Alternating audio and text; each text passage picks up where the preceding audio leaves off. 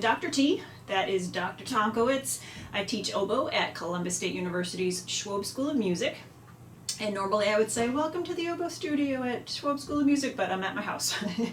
So given the state of things in this fall of 2020 with the pandemic, I've got a makeshift office here in my house, and it's a little bit noisy because I've got work going on in the kitchen and I've got a snoring dog at my feet. But we're going to make these videos and hopefully they're helpful despite maybe a little extra noise that we wouldn't normally have if I was doing some videos in my office.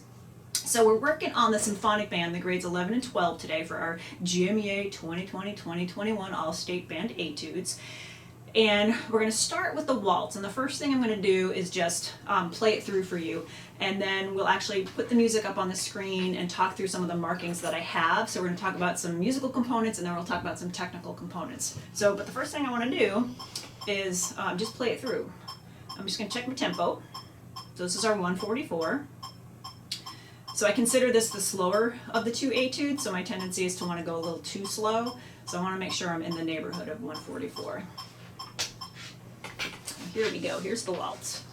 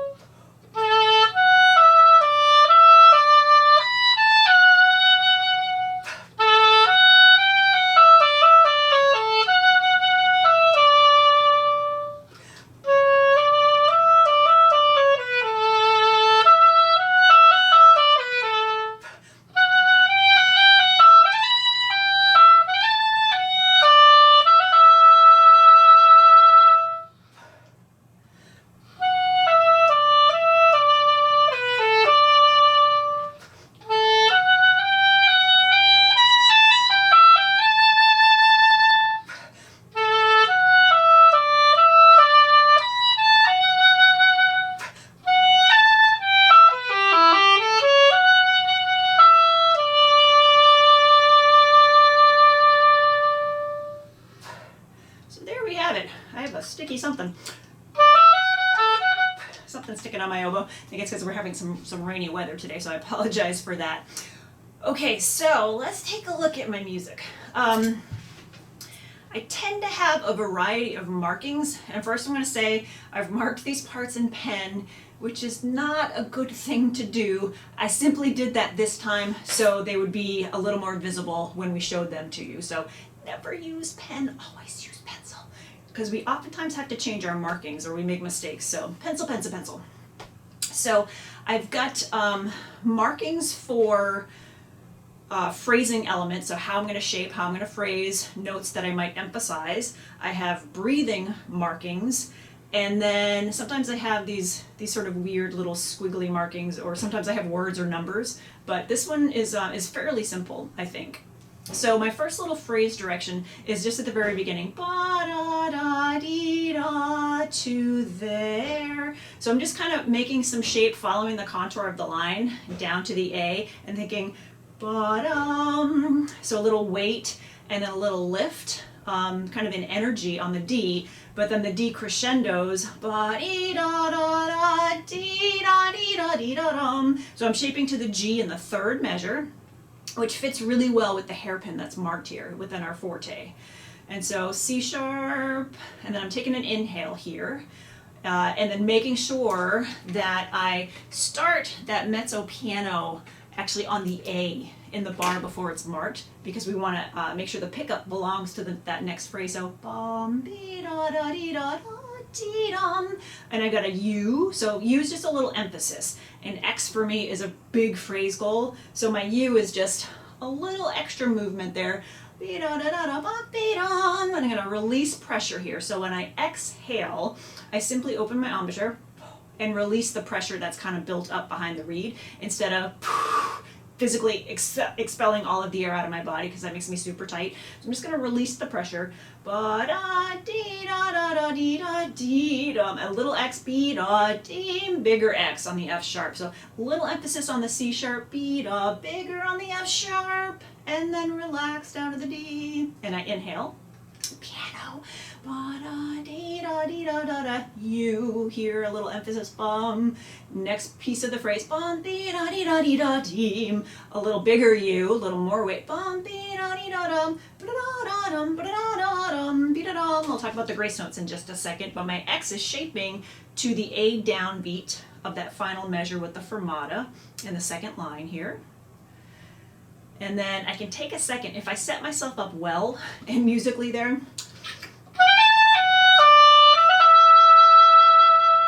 so you hear that I'm retarding just ever so slightly because it seems weird to me sometimes when we have a fermata that's not prepared. It just kind of seems out of the blue. So I'm taking just a smidge of time before that.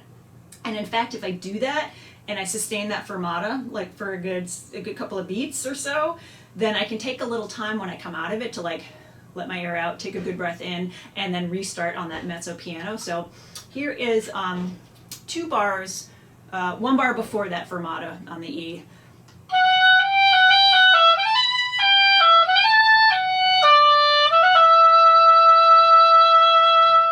Take your time. It really gives you a lot of time to like think about the color and the dynamic level that you want to come in on this little recap of the mezzo piano. So ba-da-da-dee-da-da, same thing. Ba-deem, I have a little U on that A in the downbeat of measure 14. Ba-da-da-da-dum-deem, I have an X on the B, and then you'll see I have squiggly line with an arrow. Ba-da-dee-da-dee-da-deem. So I'm continuing the energy and the volume to get me to the A.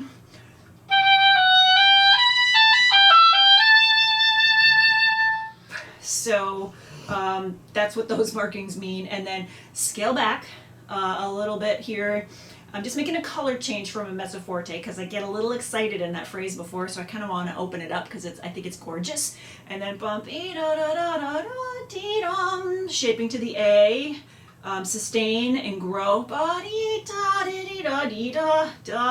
deem. So I have a little tenuto or U on the A. So a little weight there, and then I'm like using the F as my actual X.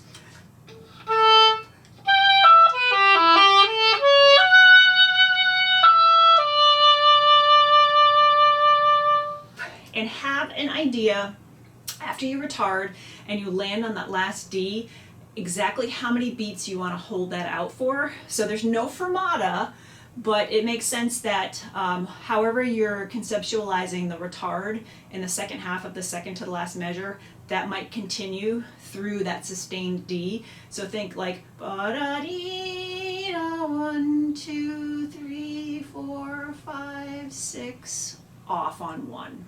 So no need to hold it in eternity, but you do want to hold it kind of within the realm of that retard that's already started.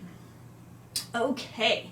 So, couple of things on this one. There's not, we have a lot of slurs, and definitely pay attention to the articulations that are marked.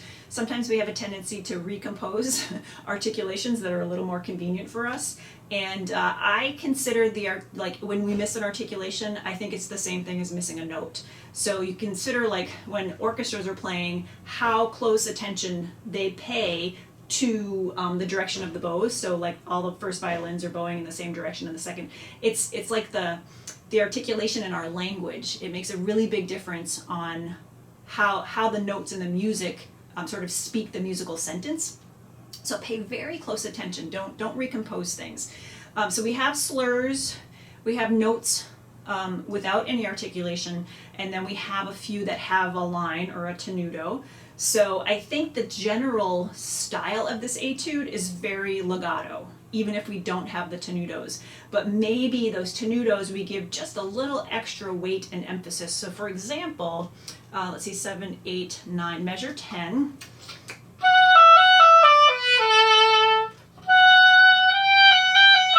So instead of, so lean on the A, and then energy of this F sharp to lead us, because it's a big pickup to this next measure. So think just a little extra. If you've ever played a string instrument, they use rosin on the bow, I always say just a little extra rosin on the bow here, just a little love in the airstream. Those are the only ones that I see. The only other thing that I wanted to mention, unless I'm forgetting something, which I probably am, are the grace notes. So grace notes are decorations. And when we have these little ornaments in our music, what we want to be sure first is that the main rhythm and the main phrase is there, and we're really comfortable with that. So it's better to actually play through a few times without those grace notes or without those ornaments, and make sure that you know how it goes without the extra stuff. And then we put the ornaments in. So in this case, these grace notes are going to come just before the beat. So for example, in 8, 9, 10, 11, those grace notes are going to fall right before that B. So the grace notes belong to beat 4 if we're counting in eighth notes. And they're going to happen just slightly before that B, but that B is going to land with the metronome square on beat 4.